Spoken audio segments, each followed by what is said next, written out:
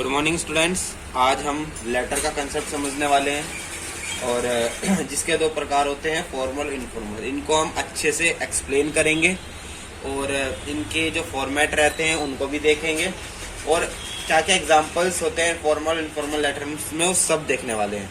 तो वेलकम है तुम आपका इस नई वीडियो में जिसमें हम लेटर का कंसेप्ट समझ रहे हैं। तो फर्स्टली लेटर क्या होता है और कहाँ इसकी जरूरत पड़ती है। तो लेटर एक मतलब जिसमें हम अपनी बात को स्पष्ट कर सकें। हिंदी में इसको पत्र कहते हैं और मैं लिख देता हूँ पत्र।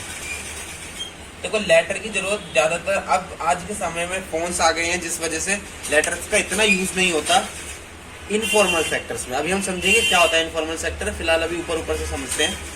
इनफॉर्मल सेक्टर में तो अब लेटर का यूज बिल्कुल ही खत्म हो चुका है, लेकिन फॉर्मल सेक्टर में अब भी लेटर का यूज बचा हुआ है। जो फोन वगैरह आ गए हैं, अब बातचीत इससे ही हो जाती है। मतलब अपने विचारों को आदान प्रदान करने का जो साधन होता है वो हमारा लेटर होता है।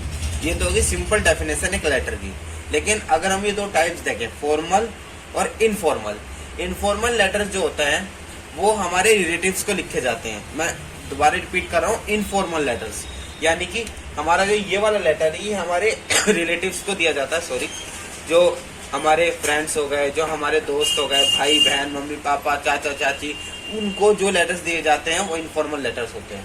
लेकिन फॉर्मल लेटर्स कौन कौन से होते हैं? फॉर्मल लेटर्स वो लेटर्स होते हैं जो हम किसी अधिकारी को, जैसे अध्यापक को, आप अपने अध्यापक को देते हैं, प्रधानाध्यापक को देते हैं, और अपने आसपास के म्युनिसिपल जो चेयर हेड पर्सन होते हैं उनको हम जो फॉर्मल लेटर्स देते हैं। और बेसिकली ऑफिसेज में जॉब के लिए भी फॉर्मल लेटर्स लिखा जाता है। तो आई थिंक अब आपको वो वाली बात कनेक्ट हो चुकी होगी कि मैंने कहा था किस इनफॉर्मल सेक्टर में लेटर खत्म हो चुका है यूज उनका, क्योंकि इनफॉर्मल सेक्टर्स में हमने भाई बहन रिलेटिव्स को देते हैं, लेकिन रिलेटिव से तो बात हम फोन पे ही कर लेते हैं।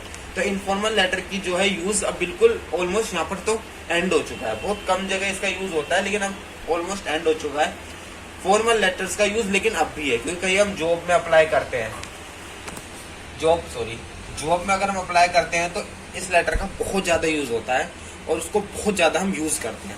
तो अब हम देखने वाले हैं इसका फॉर्मेट, फॉर्मल और इनफॉर्मल दोनों का फॉर्मेट अब हम देखने वाले हैं। फ्रेंड्स, अब हम फॉर्मेट और फॉर्मल लेटर सीखने वाले हैं।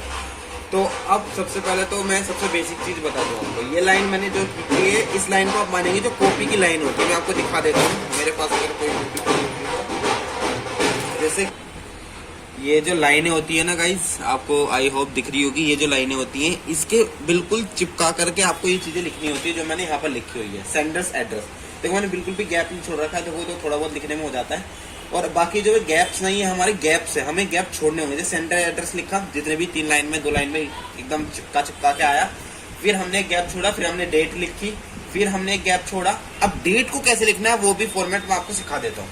देखो डेट्स कैसे लिखी जाती है। डेट्स को लिखने जो बच्चे होते हैं ना, बहुत से बच्चे क्या कर देते हैं अपने पेपर में, एग्जाम में ऐसे लिख देते हैं, जैसे 2 आ गई, तीसरा महीना हो गया या 2024 हो गई, तो इस तरीके से लिख देते हैं। यहाँ पर ये जो लगाते हैं, देखो ये कभी लेटर के फॉर्मेट में नहीं लगती। डेट का सबसे बेस्ट तरीका होता है, मैं आपको यहाँ बता देता हूँ।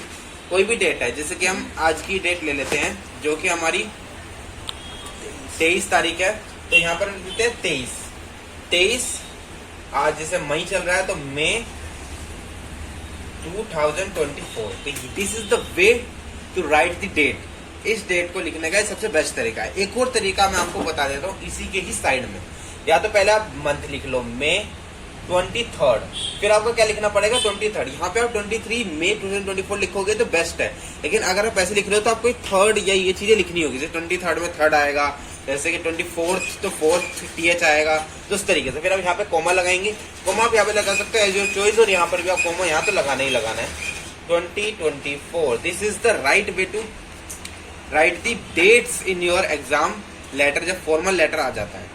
तो अब फिर उसके बाद होता है, गैप छोड़ेंगे, रिसीवर्स एड्रेस, कि आप किसे भेज रहे हो। मतलब कि सेंडर एड्रेस तो हो गया, कौन भेज रहा है, जैसे आप भेज रहे हो आपका एड्रेस हो गया।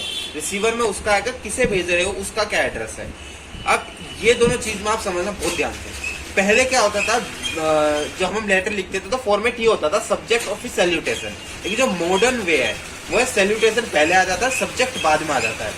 एग्जाम में आप ऐसे लिखोगे गलत उसमें भी नहीं है, या ऐसे लिखोगे गलत इसमें भी नहीं है। तो बस वो है कि अगर आप इस तरीके से लिखोगे तो जैसे जो एग्जामिनर होगा वो समझेगा कि आप थोड़े अपडेटेड हो आज की तारीख में। तो दोनों तरीका बेस्ट है, जो आपको पसंद है वो आप यूज कर सकते हो, एट द टाइम जो आपको याद है उसको आप यूज कर सकते हो। बस एक चीज का ध्यान रखना, यहाँ पर एक गैप होगा, यहाँ पर एक गैप होगा, फिर एक गैप करके आपको अपनी बॉडी लिखना है, अपना कंटेंट लिखना है।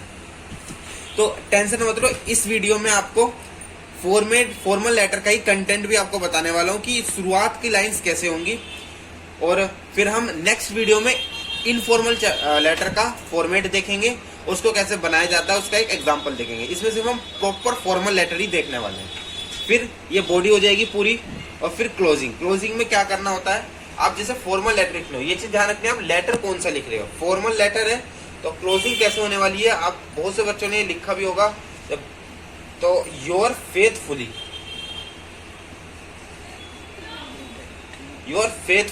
या योर ओबिडेंटली, ठीक है ना, समझ गए, या तो योर फेथफुली लिख लो या योर ओबिडेंटली लिख लो। फिर नीचे लिखना आपको नेम।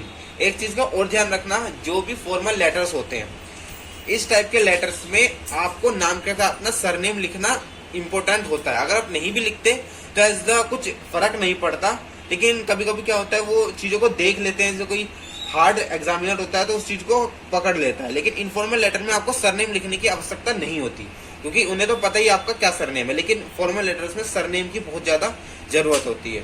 तो ये सिंपल सा फॉर्मेट है फॉर्मल लेटर्स का।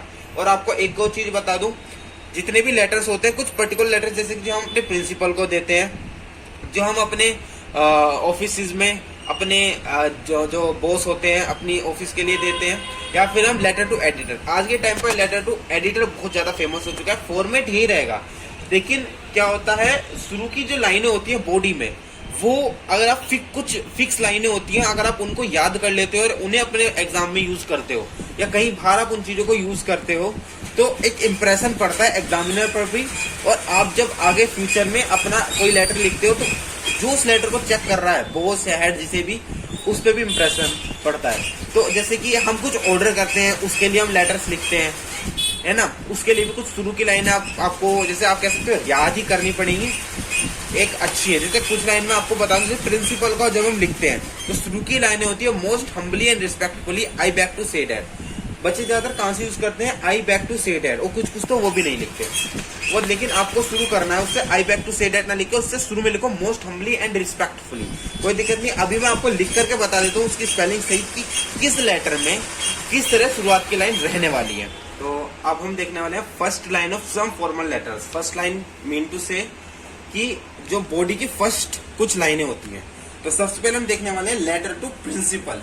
जो हम प्रिंसिपल को लेटर लिखते हैं, लेटर टू प्रिंसिपल, जब हम प्रिंसिपल को लेटर लिखते हैं उसकी शुरुआत की क्या लाइनें होती है, तो आपको नीचे लिखा हुआ मिल जाएगा वीडियो में, मैं आपको बोल के बताता हूँ। Most humbly and respectfully I beg to say that dot dot dot means most humbly and respectfully I beg to say that.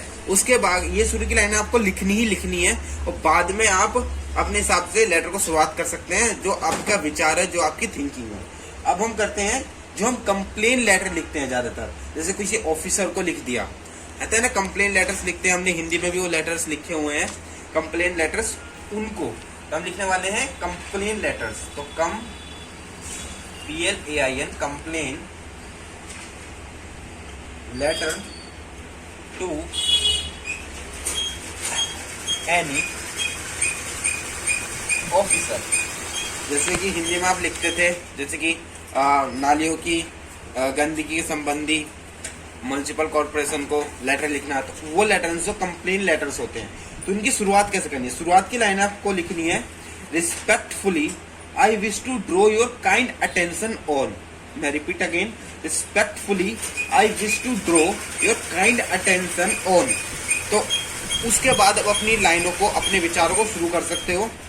फिर हम लिखते हैं लेटर टू एडिटर, जो बहुत फेमस है आज के टाइम पे, बहुत से एग्जाम्स में लेटर टू एडिटर पूछा जाता है, बोर्ड एग्जाम में भी पूछा जाता है। तो अब लिखने वाले हम लेटर टू एडिटर की शुरुआत की लाइनें क्या होने वाली है। एक बात और बता दूं, लेटर टू एडिटर की जो शुरुआत की लाइनें हैं वो थोड़ी ज्यादा हैं, पर याद करने में कोई भी दिक्कत आपको नहीं आने वाली है। अगर आप कॉपी पेन लेके बैठे हैं और साथ के साथ वीडियो पॉज करके उन लाइनों को लिख रहे हैं और उन्हें याद कर रहे हो और लेटर की प्रैक्टिस कर रहे हैं, तो आपके लिए लेटर बहुत आसान होने वाला है। अब लेटर टू एडिटर की हम देखने वाले हैं। Through the columns of your esteemed या prestigious newspaper I wish to draw the attention of the concern authorities on. तो उसके बाद आप अपनी लाइनों को शुरू कर सकते हैं। तो एक हैक बता दूं या टिप बता दूं एडिटर के लिए, हमें मेनली एक फॉर्मल लेटर 2 पैराग्राफ में तो लिखना है मैक्सिमम।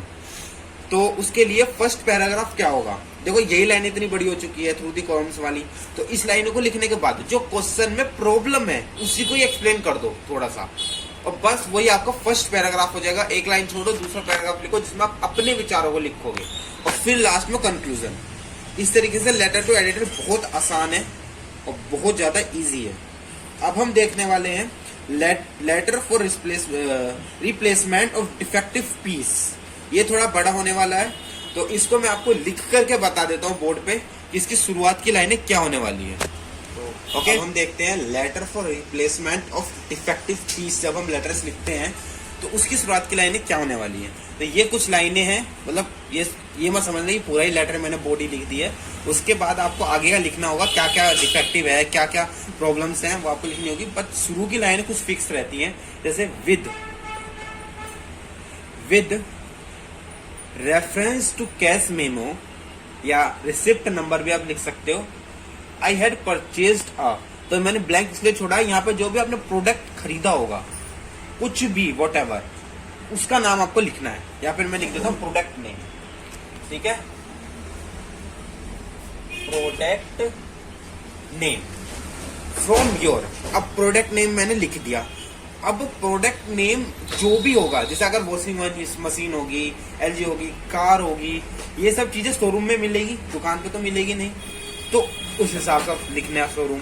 लेकिन जो छोटी मोटी चीजें होंगी, लेकिन मोस्टली तो यहाँ पे शोरूम ही लिखा जाता है, क्योंकि ये लेटर मोस्टली बड़ी चीजों के लिए, जैसे हमने कोई फ्रिज ले लिया, हमने कोई वॉशिंग मशीन ले ली उस चीज के लिए, सॉरी, ऑन डेटेड। तो अब जब आप लेटर लिख रहे हो उससे बैक डेट आपको लिखनी है। मीन आज अगर 23 तारीख है तो आपको पुरानी डेट लिखनी होगी जब आपने खरीदा है। मैंने यहाँ पे 10 डेज, वो आप अपने अकॉर्डिंग लिख सकते हो, कितने दिन बाद आपको पता चला वो खराब हुई है। 10 डेज अगर मैंने यहाँ लिख दिया है तो आज की तारीख से 10 दिन आप पीछे कर सकते हो, या फिर ये तो अपने हिसाब से आप कुछ भी पीछे लिख सकते हो, कुछ भी। बस इतना ध्यान रखना कि अब आपने 10 डेज लिख दिया है और अगर 23 है तो इस बैक का मतलब ये मत लिख देना यहाँ पर मैं 20 लिख दूं, तो यहाँ एरर हो जाएगा, तो ये गलत हो जाएगा। हाँ, अब 20 दिन या फिर आप लोग 12 दिन की, आज से 12 दिन पहले की डेट लिख दो और 2 दिन बाद आपने लेटर लिखा, आपने भेज दिया। इस तरीके से मतलब बैक डेट आपको लिखनी है, बैक डेट आपको लिखनी है, ठीक है। After 10 days of purchase, I found the pieces defective as it has started giving me trouble. मतलब उसने मुझे ट्रबल देना शुरू करा। फिर आगे डॉट डॉट डॉट डॉट, जो आप अपने हिसाब से फिर आगे क्या प्रॉब्लम आई उसमें, आपने कैसे चलाया, जो मैंने चलाया उसमें कुछ प्रॉब्लम आ गई, वो चली नहीं, वो धुआं देने लगी, स्मेल आने लगी, वट एवर जो भी प्रॉब्लम होगी जब आप लेटर लिखोगे उस टाइम पे। तो ये कुछ बेसिक चीजें हैं फॉर्मल लेटर से जुड़ी हुई। हमने लेटर सीखा, फॉर्मल इनफॉर्मल के बारे में समझा, और फॉर्मल की मतलब बॉडी की फर्स्ट लाइन क्या होगी और फॉर्मेट हमने उसका देखा। तो आज हमने फॉर्मल लेटर कंप्लीट कर लिया है। इससे ही नेक्स्ट जो पार्ट 2 आएगा लेटर पे, उसमें हम इनफॉर्मल के बारे में देखने वाले हैं, उसका फॉर्मेट देखने वाले हैं, और जो फिर इसका पार्ट 3 आएगा उसमें हम कुछ एग्जांपल्स फॉर्मल और इनफॉर्मल के देखने वाले हैं। तो तब तक के लिए बाय बाय। इसको अच्छे से प्रैक्टिस कर लेना, फॉर्मल लेटर को अच्छे से अपनी तरफ से प्रैक्टिस कर लेना, और चैनल को सब्सक्राइब करना। अगर वीडियो अच्छी लगी हो तो लाइक कर देना और अपने दोस्तों के साथ शेयर कर लेना। तब तक के लिए बाय बाय। नेक्स्ट वीडियो के लिए इंतजार करें, तब तक प्रैक्टिस करते रहें और पढ़ते रहें और अपने जीवन में आगे बढ़ते रहें।